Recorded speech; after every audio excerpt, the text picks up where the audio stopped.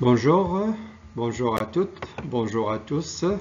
Aujourd'hui, on va voir le troisième résumé du cours décroissance radioactive. Le sujet est de la radioactivité. On commence.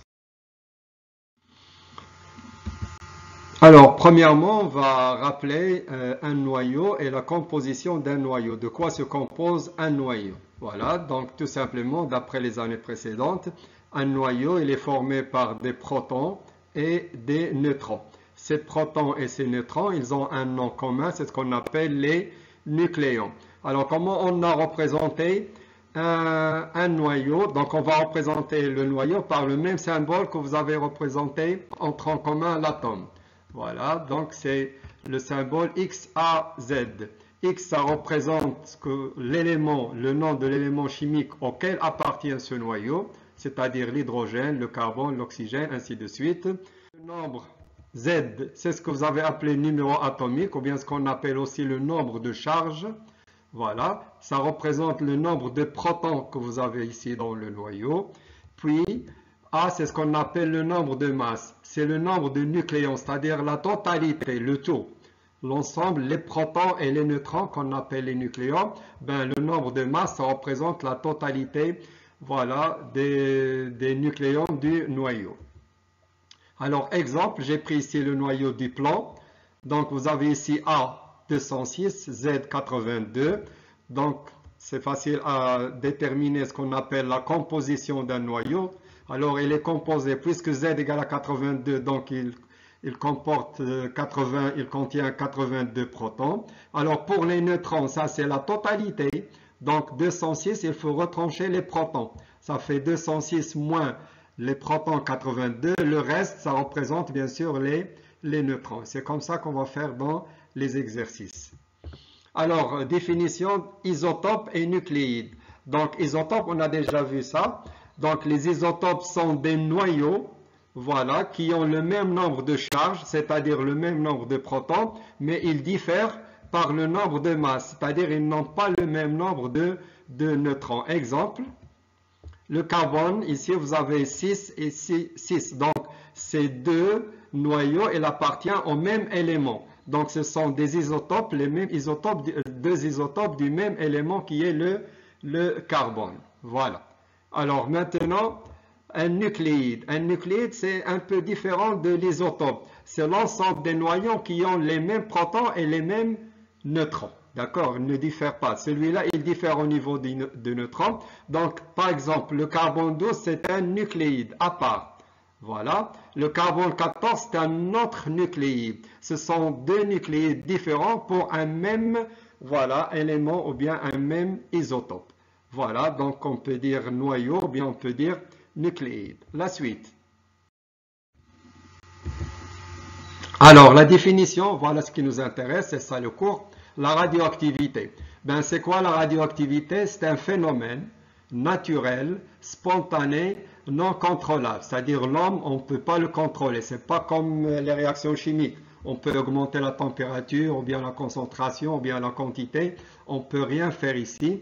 Donc c'est spontané, c'est non contrôlable. Qu'est-ce qui se passe? Au cours duquel un noyau qui est instable, il y a des noyaux dans la nature qui ne sont pas stables, on va l'expliquer après, qui se désintègre, qui se transforme en un autre noyau qui est beaucoup plus stable que le premier. Mais cette désintégration, elle est avec une émission de particules. C'est quoi les particules? Ce sont tous les objets, les petits objets qui, voilà, qui se propagent avec une grande vitesse. Tous les particules microscopiques qui se propagent avec une grande vitesse, c'est ce qu'on appelle des particules. Donc c'est mieux de voir les exemples. Alors, avant, un diagramme de Segret. Monsieur Segret, il a pris tous les noyaux, ben, le maximum des noyaux qui se trouvaient dans la nature. Elle les a classés, voilà, suivant un axe de nombre de neutrons, et puis l'axe horizontal suivant le nombre des protons. Elle a classé selon leur stabilité ou non. Alors, tous les points que vous voyez ici en noir, si je prends par exemple ce point ici, voilà, c'est-à-dire qu'il contient 80 neutrons et à peu près un peu moins de 60 protons. Tous les points qui sont en noir, ce sont des noyaux stables. ne se désintègrent pas, ne réagissent pas. Tout ce que vous avez au-dessus et ici au-dessous, avec la couleur bleue, couleur violette ici, sont des noyaux radioactifs, c'est-à-dire ils ne sont pas stables. Et tout ce que vous avez en haut ici en vert aussi, ce sont des noyaux non stables. Cette partie qui est en noir, c'est ce qu'on appelle la zone de stabilité. Alors, ça va être comme une référence pour expliquer pourquoi ces noyaux qui sont en haut, ces noyaux qui sont en bas, pourquoi ils ne sont pas stables. C'est ce qu'on va voir dans les exemples qui vont suivre. Alors, dans la nature, les scientifiques, ils ont découvert qu'il y a 4 types de radioactivité. Les noyaux ne se désintègrent pas de la même manière. Alors, avant de voir les 4 types, il y a un monsieur, Soddy, il a prouvé qu'au cours de ces réactions, ce sont des réactions physiques, ce ne sont pas des réactions chimiques, ce sont des réactions, des changements, des transformations physiques. Alors, au cours de ces réactions ou bien de ces désintégrations nucléaires, nucléaire ça veut dire au niveau du noyau, c'est le noyau qui réagit. Alors il y a conservation du nombre de masse A et conservation du nombre de charge Z. Ça ressemble aux équations chimiques. Lorsqu'on veut équilibrer les équations chimiques, on doit compter le nombre des atomes, des éléments chimiques, à gauche et à droite. C'est pareil ici. Alors, premier type de radioactivité, ça s'appelle la radioactivité alpha. Alors, de quoi il s'agit? Des noyaux dans la nature qui sont lourds. Ça veut dire quoi lourd? Ils ont un grand nombre de nucléons. Ils ne sont pas stables. Certains noyaux ne sont pas stables. Ils vont réagir, ils vont se désintégrer. Et au cours de cette désintégration, ils vont produire, ils vont émettre, voilà, des noyaux, des petits noyaux d'hélium. Ces noyaux, ce sont les petites particules qui vont éjecter. Donc, ils vont se transformer en un autre noyau et ils vont éjecter un noyau, un petit noyau d'hélium. On va l'exprimer ici. Voilà, en général, on va écrire l'équation physique comme on écrit l'équation chimique. À gauche, les réactifs, à droite, les produits. Donc, voilà le noyau qui est instable, qui va se désintégrer. On dit il est radioactif. Ce noyau, il va émettre un noyau, un petit noyau, une particule qui est, d'après la définition, le noyau d'hélium. Ça, c'est l'hélium. D'accord? Alors, le noyau qui va rester, d'après les lois de Soddy, le nombre de charges A, de Z et le nombre de masse A, ils ne vont pas changer. Alors, si vous avez à gauche ici A, alors ici, vous allez avoir A-4. Pourquoi moins 4? A-4 plus 4, ça va vous donner exactement ce que vous avez à gauche A. De même ici, le noyau qui va être formé, ça va, le nombre de charges, il ne sera plus Z, il sera Z moins 2. Avec le 2 ici, l'ensemble, ça va avoir une égalité. Donc, entre la gauche et la droite, c'est ça la signification de conservation de Soddy. Si vous comptez A à gauche, c'est la même à droite. Si vous comptez Z à gauche, vous devez trouver la même à droite. C'est une réaction, ça s'appelle réaction nucléaire, réaction de désintégration ou bien réaction de transmutation. Elle est équilibrée. C'est une réaction physique. Voilà, un exemple. Voilà, ça c'est un vrai exemple. Dans la nature, il y a un noyau qui s'appelle le polonium. Ses paramètres dans la classification périodique Z égale à 84, son nombre de masse 210. Il est radioactif alpha. Alors, puisqu'il est alpha, elle va émettre, elle va éjecter une particule qui est le noyau d'hélium. Donc, il va donner l'hélium. Alors, quel est le noyau qui va rester, qui va être déduit, qui va se produire à partir de ce noyau? Le noyau, c'est ce qu'on appelle ici Y. Donc, supposez que vous avez ici Y. Puisque vous avez 2 et à droite, vous avez 84. Donc, on va mettre 82 pour que ce soit équilibré. 82 et 2, ça fait 84. Alors, pour le nombre de masses, on va retrancher 4 de 210. On aura ici 206. Comme ça, si vous faites le compte, 206 plus 4, c'est exactement ce que vous avez à gauche, 210. Ça, c'est la particule alpha. Et ça, c'est le noyau formé. Le premier noyau, on l'appelle le noyau père. Et le noyau formé, ça s'appelle le noyau fils. Le père et le fils. C'est une descendance. Après, voilà. Si je reviens au diagramme de Segret, ça c'est le diagramme de Segret qui a été représenté par des points. Maintenant, les points, je les ai mis ici sous forme d'un petit rectangle. Alors, d'après l'équation que nous avons vue tout à l'heure, c'est le polonium 210. Elle va se désintégrer. Qu'est-ce qu'on a dit? Elle va donner le plan 206. Alors, si vous faites le compte, le noyau 210, ça c'est l'axe des Z. C'est-à-dire il contient 84 protons. Et il contient, ça c'est l'axe des neutrons, 126 neutrons. Lorsqu'il s'est transformé en plan, donc elle est passée de 84 à 82. C'est-à-dire le nombre de protons a diminué de 2. Et aussi le nombre de neutrons a diminué de 2. 2 et 2, ça fait 4. Et c'est ça l'expression de l'hélium, He4. D'accord? Et 2, c'est le nombre de Z. Il y avait 84, ça a diminué de 2, ça fait 82. On va encore l'expliquer beaucoup mieux après. Voilà, je reviens à l'équation. Donc, le polonium, il s'est transformé en plan. Donc, 210, 206, c'est-à-dire elle a diminué de 4. 84 à 82, c'est-à-dire Z a diminué de 2 unités. Alors, quel est l'autre type? C'est ce qu'on appelle de radioactivité, c'est ce qu'on appelle la radioactivité bêta-. Alors, c'est quoi bêta-? Dans la nature, il y a des noyaux qui ont un excès de neutrons. Ils ont plus que le nécessaire. Alors, cet excès, il laisse ces noyaux instables. Alors, ils vont se désintégrer. Mais je n'ai pas trop précisé. Dans la nature, les noyaux, ils sont instables et spontanément, ils cherchent à devenir stables. C'est une leçon, à mon avis. Donc, ces neutrons, alors qu'est-ce qui va se passer? Ils se désintègrent et émettent, ils vont produire, ils vont éjecter des électrons.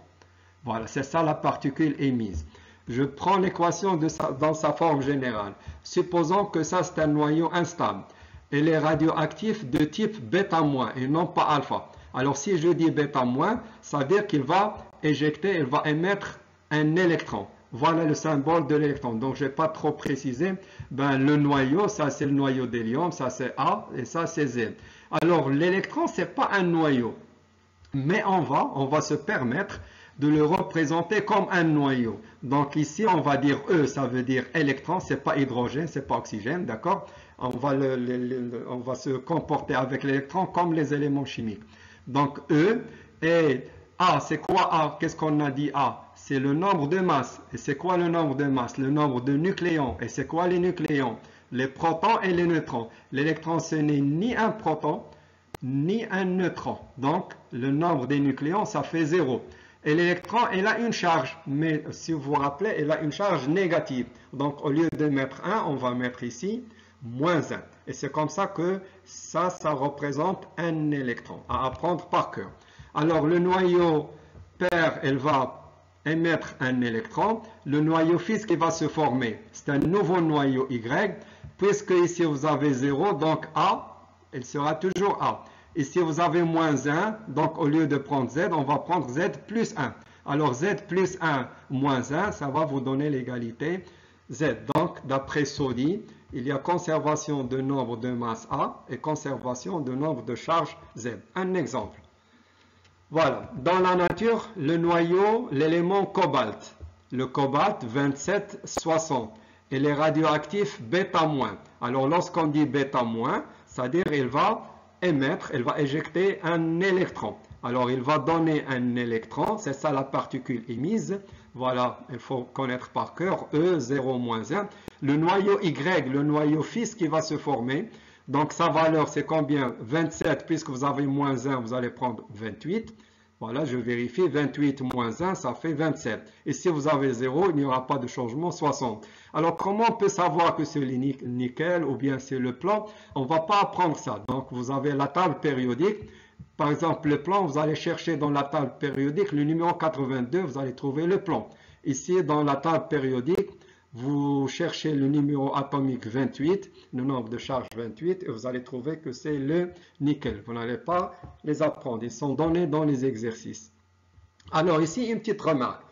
Comment un noyau, il peut éjecter un électron? Et au début, on a dit que le noyau, il est composé uniquement des protons et des neutrons. D'où viennent ces électrons? Bien, il y a une transmutation. C'est ce qu'on appelle le mécanisme. On doit expliquer comment un noyau qui ne contient pas des électrons, il va éjecter, il va émettre des électrons. Alors, qu'est-ce qui se passe à l'intérieur du noyau? On a dit qu'il y a un excès de neutrons. Alors, c'est un neutron alors, qui va dégager, c'est-à-dire il va se transformer en un autre proton. Et tout ça, c'est naturel, hein, d'accord? Voilà ce qu'on appelle le mécanisme, c'est-à-dire l'explication. Qu'est-ce qui s'est passé à l'intérieur du noyau? Cette équation, si vous voulez connaître, ça s'appelle l'équation phénoménologique. C'est un phénomène naturel. Alors, qu'est-ce qui se passe? Un neutron. Neutron, proton, électron, on va les symboliser comme les éléments chimiques. Je l'ai déjà expliqué. Donc, un neutron, puisqu'il est neutre, sa valeur Z, c'est 0. Et le neutron, c'est un nucléon, donc A égale à 1. Le neutron, il va se transformer spontanément en un proton. Et c'est quoi un proton? Il a une charge positive. Et le proton, c'est un nucléon. Donc, une charge positive et c'est un nucléon. Donc, ici 1, ici 1. Et pour équilibrer, ne regardez pas ici. Vous avez ici 1 et vous avez ici 1. Donc, forcément, ici, il y aura 0. Ici, vous avez 0. Ici, vous avez 1. Pour avoir égalité, il faut mettre ici moins 1. Alors, lorsqu'on dit 0, c'est-à-dire ce n'est pas un proton, ce n'est pas un neutron. Et lorsque vous dites moins 1, c'est-à-dire négatif. Donc, forcément, c'est un électron. Et c'est ce qui se passe à l'intérieur du noyau. Un neutron qui est en excès se transforme en un proton et puis une particule qui est l'électron. L'électron, c'est un intrus, il ne va pas rester dans le noyau, sera dégagé et émis à l'extérieur. La suite. Voilà, avant de voir la suite, pour voir l'équation qu'on a expliquée tout à l'heure, on a dit le cobalt, il va se transformer en nickel, bêta-. Voilà, j'ai sauté ça, j'aurais dû faire avant. Voilà, donc bêta-, qu'est-ce que vous voyez? Alors ici, vous avez le cobalt qui se transforme en nickel, d'accord? Donc vous avez 27, ça augmente, ça fait 28 parce que moins 1, d'accord? Et pour ici, vous avez combien? Vous avez ici 1, vous voyez, ça a augmenté, vous voyez la flèche vers la droite. Donc un proton de plus et de l'autre côté un neutron de moins. Donc le nombre total, il va rester toujours le même. Qu'est-ce qui s'est passé? Il y a diminution, c'est-à-dire un neutron qui a disparu et puis à sa place, il y a un proton qui s'est formé. C'est ce qu'on vient d'expliquer. Voilà, je reviens ici. Vous avez 60, c'est toujours 60, mais 27, ça a augmenté, 28. Voilà, on n'est pas obligé de tout expliquer dans les exercices. On va voir les exercices, ça va être très très simple. Voilà, j'essaie d'expliquer le cours pour que vous seriez au cours bien à jour avec les exercices. Alors, la suite. La radioactivité, donc le troisième type de radioactivité, ce qu'on appelle bêta+. Alors, dans la nature, il y a des noyaux, cette fois-ci, qui ont un excès de protons.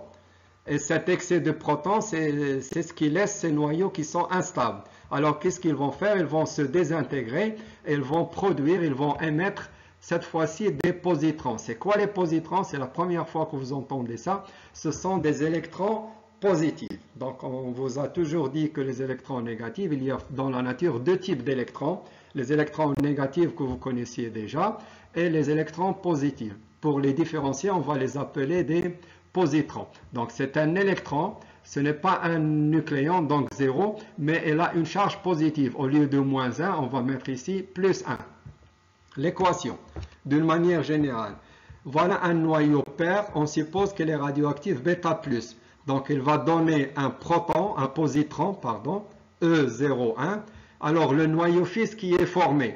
Donc, selon les lois de Soddy, vous avez ici A, vous avez 0, donc vous allez avoir A. Ça ne va pas changer. Vous avez Z, vous avez ici 1. Donc, on va mettre ici Z moins 1. Z moins 1 avec le 1, ça fait exactement Z. Donc, l'équation, elle est équilibrée au niveau de A et au niveau de Z. Exemple. Voilà, le phosphore. Le phosphore, dans la nature, c'est un élément radioactif, donc du type bêta+. Alors, si je dis bêta+, c'est-à-dire qu'il va produire, la particule produite, c'est un positron. Alors, il faut connaître par cœur ça. E01. Plus le noyau, on va supposer ça Y, inconnu. Donc, le noyau qui va se former, puisque vous avez 0, le noyau fils, il aura 30. Et puisque vous avez ici 1, ici 15, donc on va mettre ici 14. 14 et 1, ça fait 5. Et on va chercher dans la table périodique l'élément qui a le Z égale à 14. Vous allez trouver un élément qui s'appelle le silicium. Voilà. On verra tout ça dans les exercices avec d'autres exemples plus clairs. Voilà. Donc le mécanisme. Comment expliquer qu'un noyau, il va émettre un positron et le noyau ne contient pas les électrons, les positrons? Eh bien, c'est la même explication comme β-. Alors, il y a un excès de protons. Qu'est-ce qui va se passer? Ces protons, ils seront transmutés, ils seront transformés, ils seront désintégrés en un neutron. Voilà, selon l'équation, j'ai mal écrit ici, phénoménologique, donc c'est à corriger. Voilà, donc un proton, 1 et 1, ça fait un proton, on l'a expliqué, une charge, Z égale à 1, puisqu'il a une charge, et c'est un nucléon. Il va donner un neutron. Neutron, c'est 0, n'a pas de charge, mais c'est un nucléon. Alors, pour équilibrer, vous avez ici 1 et vous avez ici 1, donc forcément ici 0. Vous avez ici 1 et ici 0, donc forcément ici 1. Donc, cette particule 0, c'est-à-dire ce n'est pas un proton, ce n'est pas un neutron, et 1, ça veut dire une charge positive. Donc, forcément, c'est un positron. Voilà. Je fais l'exemple de l'équation. Le phosphore qui se transforme en silicium, regardez, lorsqu'il monte en silicium, c'est-à-dire il y a un neutron de plus. Donc, il y a formation d'un neutron. Mais la flèche va vers la gauche. Donc, les protons, on va passer de 15 à 14. Donc, il y a disparition d'un proton et apparition d'un neutron. Voilà, c'est beaucoup plus clair. La suite. Il y a le quatrième et dernier type de radioactivité, ce qu'on appelle la radioactivité gamma. Alors ça, c'est un petit peu particulier. Qu'est-ce qui se passe? Les noyaux fixes qui sont formés, ici Y, le noyau qui va se former, parfois, il n'est pas totalement stable. Donc ça, c'est un noyau instable, il va former un noyau stable. Mais parfois, le noyau fixe n'est pas vraiment stable. Alors, on dit qu'il est encore dans un état excité. Alors, qu'est-ce qui se passe? Les noyaux fixes formés après désintégration sont parfois dans un état excité, c'est-à-dire ils ne sont pas totalement stables. Se désintègrent et émettent des particules. C'est quoi ces particules? On les appelle les photons. Pour simplifier, le photon, c'est une onde lumineuse. C'est de l'énergie que vous avez déjà étudiée et que vous allez voir dans la dernière leçon du programme, encore une fois. Alors, l'équation, d'une manière générale, lorsque vous avez un noyau qui est excité, on met ici une étoile, à droite, en haut ici. D'accord? Alors ça, c'est un noyau qui s'est formé Y. Lorsque vous voyez ici ce symbole étoile, ici, l'astérix, voilà, vous comprenez que c'est un noyau excité. Donc, qu'est-ce qui va se passer? Il va devenir stable. On va enlever l'astérix ici, on va enlever l'étoile ici, voilà, et il va émettre une petite particule qu'on appelle les photons. C'est tout ce que vous avez à connaître. Voilà, exemple. Je prends un noyau qui s'appelle le radium. Le radium, c'est un noyau alpha, radioactif alpha. Alors, lorsque je dis alpha, si vous vous rappelez, c'est le noyau d'hélium. Donc, l'hélium, c'est He42. Alors, quel est le noyau Y qui va se former? Puisque vous avez ici 4, ici 226 moins 4, ça fait 222. 88 moins 2, ça fait 86. Voilà, l'équation, elle est équilibrée.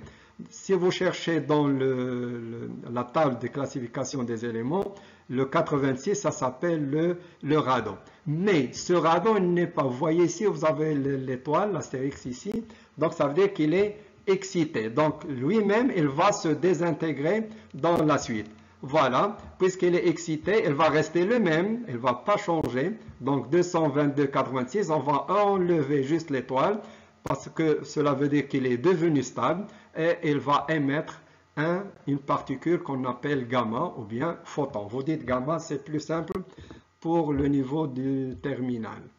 La suite. La famille radioactive. C'est quoi une famille? C'est comme une vraie famille pour les êtres humains. C'est l'ensemble des nucléides ou bien des noyaux qui sont issus d'un même noyau pair. Voilà, donc un noyau X, il va donner Y1 et Y1, il va donner Y2, et ainsi de suite. On va voir un exemple. Voilà, il y a ici, voilà, j'espère que c'est clair.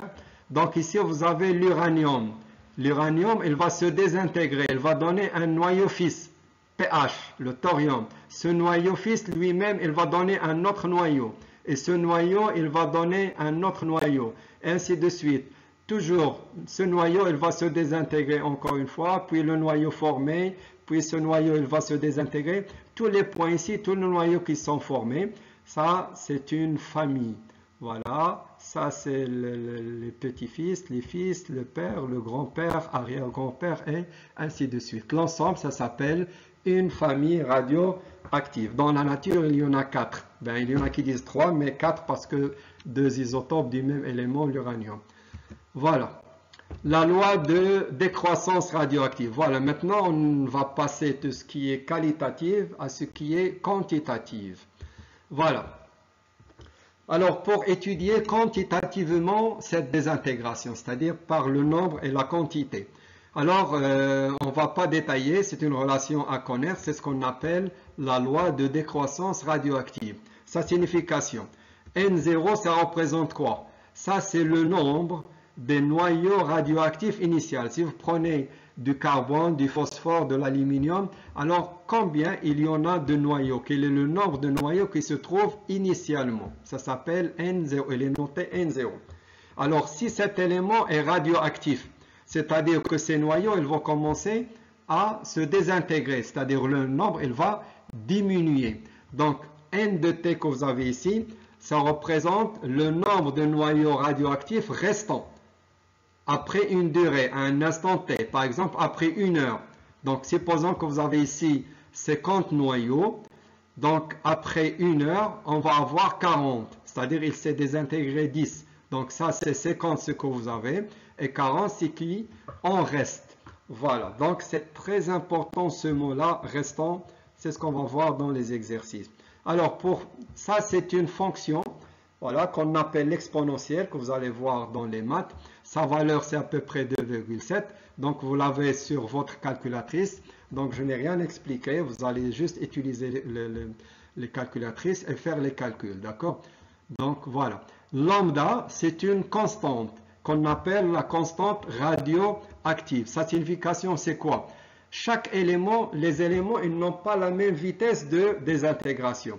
Par exemple, le phosphore, il se désintègre, c'est comme des voitures, ils n'ont pas la même vitesse. Ben, on aura 50 noyaux par minute, il y en a qui se désintègrent avec un rythme de 100 noyaux par minute. Donc chaque élément, il a une constante qui le caractérise, ça s'appelle la constante radioactive. Donc cette puissance, elle doit être sans unité. Et puisque le temps en secondes, forcément lambda doit être 1 sur seconde pour qu'elle soit simplifiée. On va dire seconde moins 1. C'est à apprendre par cœur.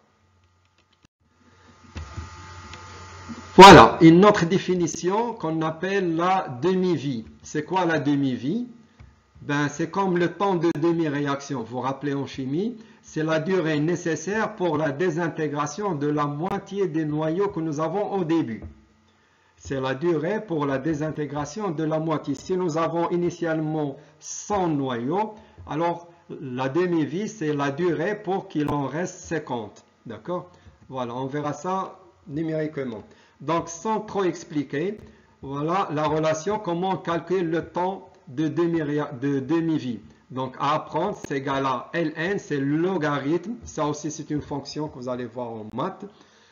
Donc, vous l'avez sur votre calculatrice, vous avez la touche. Comme vous avez cosinus, sinus, vous avez ce qu'on appelle logarithme népérien, le Ln, qui est avec l'exponentielle, d'accord? C'est le Ln, le logarithme népérien, logarithme de 2 sur lambda. On a déjà vu lambda, c'est la constante radioactive, à connaître par cœur. Alors, puisque lambda en seconde moins 1, alors forcément le temps, il sera en seconde. Si vous avez lambda en heure moins 1, vous allez trouver le temps en heure, et ainsi de suite. Voilà. On peut représenter la relation, la courbe de la décroissance radioactive que nous avons vue avant. N égale à N0 exponentielle moins lambda t. Donc, cette courbe, c'est une courbe décroissante, ce qui est logique. Donc, l'axe que vous avez ici, il représente le nombre de noyaux radioactifs restants, existants, présents. D'accord? Voilà. Et ça, c'est l'axe du temps. Alors, à t égale à 0, nous avons le tout, la totalité, c'est-à-dire le nombre initial. Et au cours du temps, le nombre restant, il va diminuer, il se désintègre jusqu'à la fin, jusqu'à ce qu'il n'en reste rien. D'accord? D'après cette courbe, on peut déterminer la demi-vie. Qu'est-ce qu'on a dit? La demi-vie, c'est la durée pour la désintégration de la moitié. Si vous avez n0, combien elle va rester? Elle va rester la moitié. Alors, vous prenez la moitié de cet axe. Voilà, vous prenez n0 sur 2. Voilà, il reste la moitié, c'est-à-dire qu'il s'est désintégré la moitié. Vous faites la projection et voilà sur l'axe du temps et vous allez trouver la valeur que vous allez trouver ici. C'est exactement ce qu'on appelle la demi-vie. C'est comme ça qu'on va faire dans les exercices. On va en profiter. Si vous considérez que ça, c'est la quantité initiale, d'accord? Voilà, c'est-à-dire si vous avez ici 100, vous allez avoir ici 50.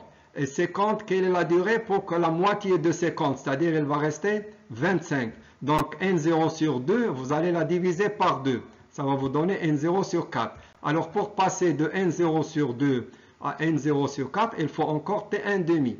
Si vous projetez, pour passer d'ici à ici, il faut un t1 demi. Donc en total, vous allez avoir 2 fois t1 demi. Et ainsi de suite. Si vous considérez que ça c'est le débit, quelle est la durée pour la moitié? Vous prenez la moitié de ça. Alors, ça fait n0 sur 4 divisé par 2, ça fait n0 sur 8. Si vous faites la projection, donc vous devez augmenter la durée de t1 demi. Donc en totalité, ça fait 3 t1 demi. Voilà, ce qui nous intéresse le plus, c'est le premier cas. Alors, exemple. Dans la nature, l'uranium, la demi-vie de l'uranium, vous voyez l'uranium radioactif 238, c'est 4,5 milliards d'années. Il faut 4,5 milliards d'années pour la décomposition ou bien la désintégration de la moitié d'un échantillon. Alors le carbone 14, c'est très célèbre, il faut 5570 ans pour la désintégration de la moitié. Il y en a qui sont moins rapides, moins longs, pardon. L'iode 131, il faut 8 jours à peu près, 8,1 jours. Il y en a qui sont extrêmement rapides. Le polonium 212, c'est 3,10 moins 7 secondes, 0,3 microsecondes, même pas 1 microseconde. Voilà, on va utiliser ces éléments dans les exercices. La suite. L'activité. C'est quoi l'activité d'un élément ou bien d'un échantillon radioactif? L'activité, c'est d'un élément radioactif un instant et le nombre de noyaux désintégrés par seconde. C'est-à-dire, si vous avez devant vous une quantité du carbone 14 ou bien l'uranium, à chaque seconde, combien de noyaux se désintègrent pendant une seconde? Voilà, c'est la désintégration par seconde. Donc, on ne va pas expliquer les détails, on va prendre directement la relation.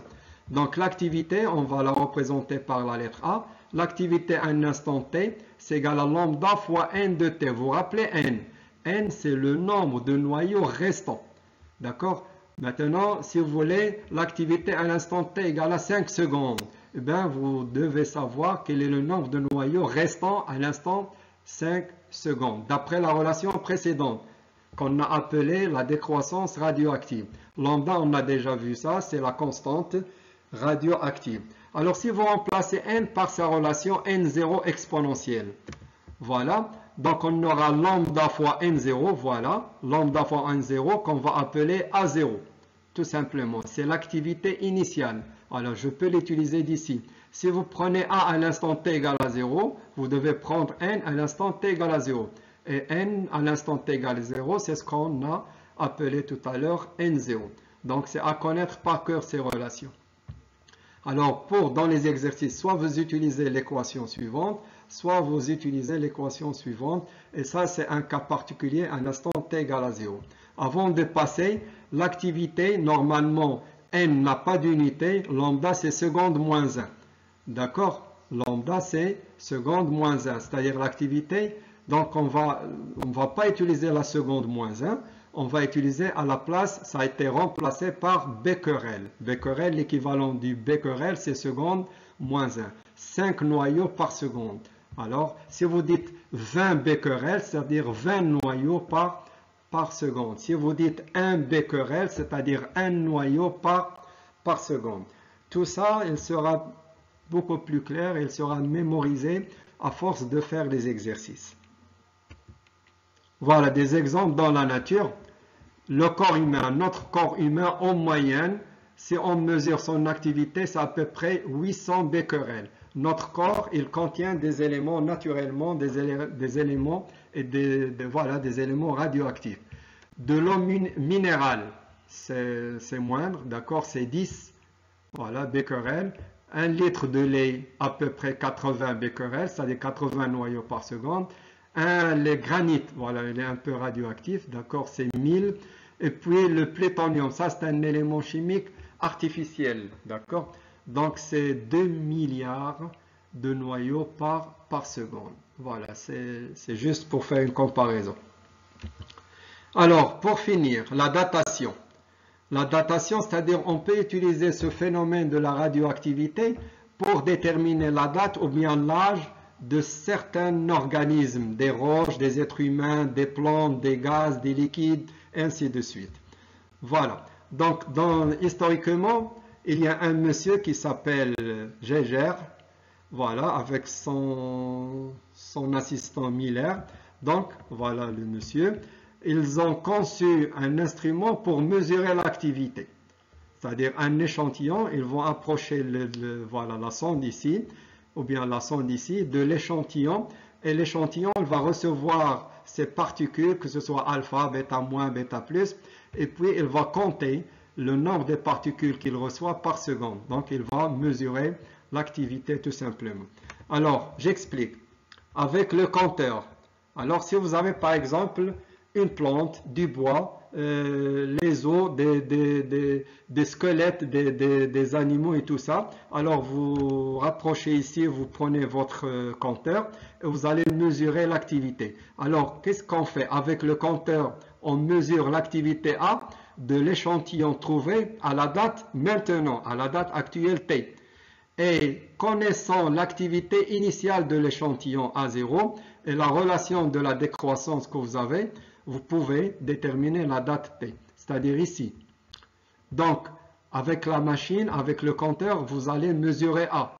Et l'organisme que vous avez, vous pouvez connaître sa valeur qu'il était à T égale à 0. On va expliquer ça dans les exercices. Selon, par exemple, si je prends les êtres vivants et je prends le carbone 14. Les êtres vivants, l'homme, les plantes, les animaux, on connaît quel est le rapport, c'est-à-dire le pourcentage, le nombre de carbone 14 dans ces organismes. Après la mort de ces organismes, d'accord, le carbone 14, il va continuer à se désintégrer. Donc sa valeur, il diminue. Alors après plusieurs années, si on mesure l'activité, on va trouver une valeur, mais on connaît quelle est l'activité de ces êtres vivants avant de mourir. Donc vous avez A, vous avez A0, vous avez la constante, il reste l'inconnu T. Alors quand vous déterminez T, T ça représente l'âge de l'échantillon. Donc on va voir des exemples avec des calculs. J'espère que c'est clair. Merci.